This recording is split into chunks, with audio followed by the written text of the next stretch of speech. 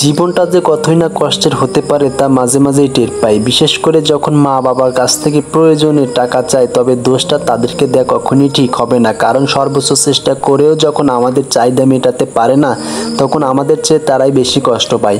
তাদের নিয়মিত কথা, কিছুদিন আগেই তো টাকা দিলাম, আবার কোথায় থেকে দেই, কথাটা শুনতে অবশ্যই ভালোই লাগে। ফোনের ওপাশ থেকে কান্নার আওয়াজটা হয়তো শোনা যায় না, তবে তাদের ব্যথতার বুক ফাটা আর্তনাদটা ঠিকই অনুভব করা যায়। এক পর্যায়ে অভিমান করে হয়তো কিছু না বলেই ফোনটা কেটে দেই, তবে তাদের বুঝতে বাকি থাকে না যে ছেলে কেন এভাবেই কলটা কেটে দিল। ঘণ্টাখানেক পরেই বিকাশ থেকে সেই পরিচিত মেসেজ, ক্যাশ ইন 1000 টাকা এটি আসে। মেসেজ পেয়ে খুশি হলেও নীরবে ভাবি কোথায় থেকে কেমনে দিল টাকা। যাই হোক, কষ্টে হলেও যেভাবে সম্ভব ম্যানেজ করে পাঠায়, কারণ তারা স্বপ্ন দেখে তাদের ছেলে ডিপ্লোমায় পড়ে ইঞ্জিনিয়ার হবে। তাই পড়াশোনা করতে তো টাকা লাগবেই। আর আমরা যারা এই মধ্যবিত্ত স্ট্যান্ডে আছি, সবাই মা বাবার কষ্ট একটু হলে বুঝি। তাই বন্ধুদের সাথে রানা প্লাজা বা নিউ মার্কেটে গেলেও নিজেদের কাপড় কেনার জন্য সেই পরিচিত স্টেশন বাজারকেই বেছে নেই।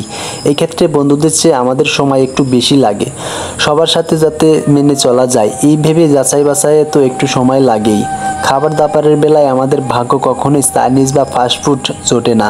প্রকৃত ব্যাপারটা গোপন রেখে আমরা এগুলোকে স্বাস্থ্যের জন্য ক্ষতিকর মনে করি। সকালে খাবার টাকাটা বাঁচানোর জন্য অনেক সময় ঘুমেই কেটে দেই, নাস্তা করলে অল্প খরচেই সেরে নেই। দুপুরের খাবার 20 টাকা আর রাতের খাবার 16 টাকার খাবার দিয়েই অনায়াসে দিন পার করে দেই। এতে কেউ কিছু বললেও আমি কারো ধার ধারি না, কারণ আমরা জানি আজ যারা এ দেশের গুরুত্বপূর্ণ পদগুলোতে আছেন তারাও এক সময় এই খাবারগুলোই খেয়ে গেছেন। আরেকটা চরম সত্য হচ্ছে, মেয়েদের পিছনে টাকা ব্যয় না করার কারণে অনেক সময় যোগ্যতা থাকা সত্ত্বেও মধ্যবিত্ত পরিবারের ছেলেদের ভাগ্য প্রেম জোটে না।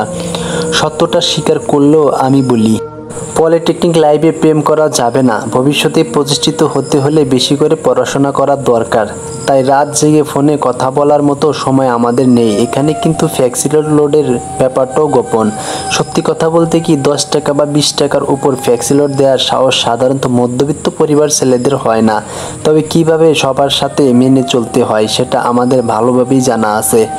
বাবা চালায় বাটম মোবাইল, যেটাতে সকালে চার্জ দিলে বিকালেই নাই, আর আমাদের কিনে দেয় দামি স্মার্ট মোবাইল। ক্যাম্পাসের ওয়াইফাই সুবিধা দিয়ে আমরা ইন্টারনেট, ফেসবুক চালাই। ক্যাম্পাসের বাইরে থাকলে জিরো ফেসবুকে সম্পর্কে কেউ কিছু বললে আমাদের যুক্তি থাকে। মাঝে মাঝে হঠাৎ করেই চোখের সামনে খারাপ ছবি চলে আসে, সেগুলো থেকে রেহাই পাওয়ার জন্যই আমরা জিরো ফেসবুক চালাই। আসলে আমরা অনেক ভালো, তো ভালো কি জানি না, তবে এভাবেই চলতে থাকে আমাদের মধ্যবিত্ত পরিবারের ছেলেদের জীবন। একসাথে চলাফেরা করা কয়েকজনের সাথে নিজেদের অবস্থান চিন্তা করলে মাঝরাতে নিজের অজান্তেই চোখের পানি বালিশ ভিজে যায়। এতে অবশ্য সমস্যা হয় না, কারণ এ সময় মধ্যবিত্ত পরিবারের ছেলেরা ছাড়া কেউ জেগেও থাকে না। চোখের পানি মুছে তখনই শপথ করি জীবনে প্রতিষ্ঠিত হতে হবে, মা বাবার দুঃখ কষ্ট দূর করবই। তারপর শপথ নিয়ে মধ্যবিত্ত পরিবারের ছেলেরা মা বাবার স্বপ্ন পূরণের জন্য চলতে থাকে।